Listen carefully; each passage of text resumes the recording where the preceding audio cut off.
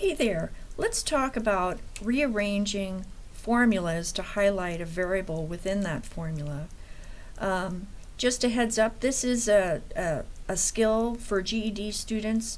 You may be tested on this, but in general, it's if you understand how to use the principles of equality, solving for a variable, this really is more of the same, and it shouldn't be too hard.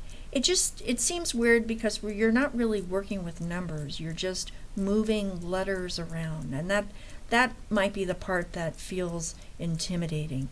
But I just want to reassure you that it's more of the same that what we've been doing in class. So I just want to do a couple of examples for you. Let's look at the area formula for area of a rectangle, and that's going to be area equals length times width.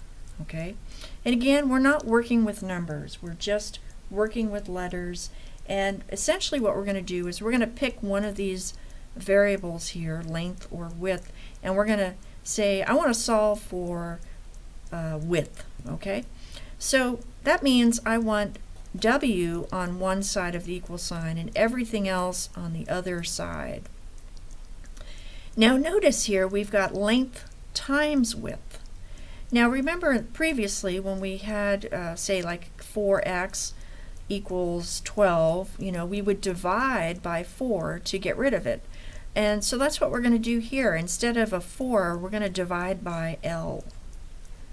Notice where we have L divided by L. That's basically going to cancel it. Okay.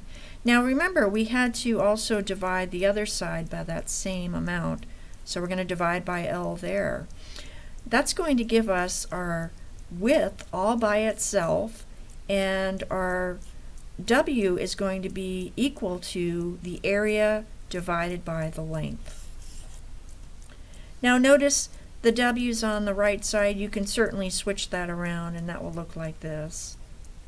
I know some of you don't like it when it's written that way. It's going to be the same thing. All right, let's go ahead and do say a volume of a rectangular prism, and that's going to be V equals length times width times height. And let's say that we want to solve for we could solve for W in the middle, not a big deal. Now notice these are we're multiplying length times width times height, and there is a property called commutative property. Hopefully you remembered what that is, commutative.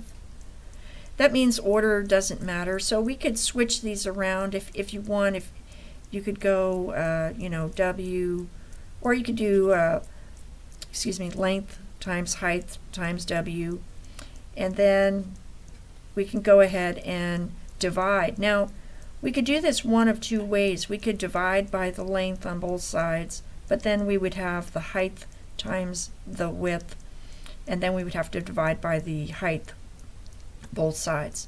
Instead, what I'm going to do is I'm going to put parentheses around the length and the height, and I'm going to identify that as a quantity of two numbers, a product. And so I'm going to just divide by that product, length times height, both sides. And that's going to basically cancel it. So now I have the width all by itself, and the value of the width is going to be the volume divided by the length times the height. And that would be my answer. Let's go ahead and do one where we have a square in it. So for instance, the area of a square is area equals side squared. Okay. Now if I want to know just what the side is, not side squared, I have to eliminate this exponent here. And the opposite of exponents or the opposite of a squared exponent would be the square root.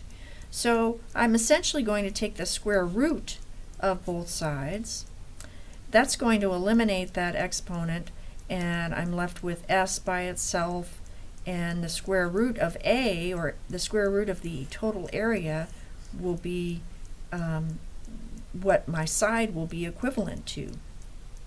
Okay, and let's do one more. Let's do the area of a circle.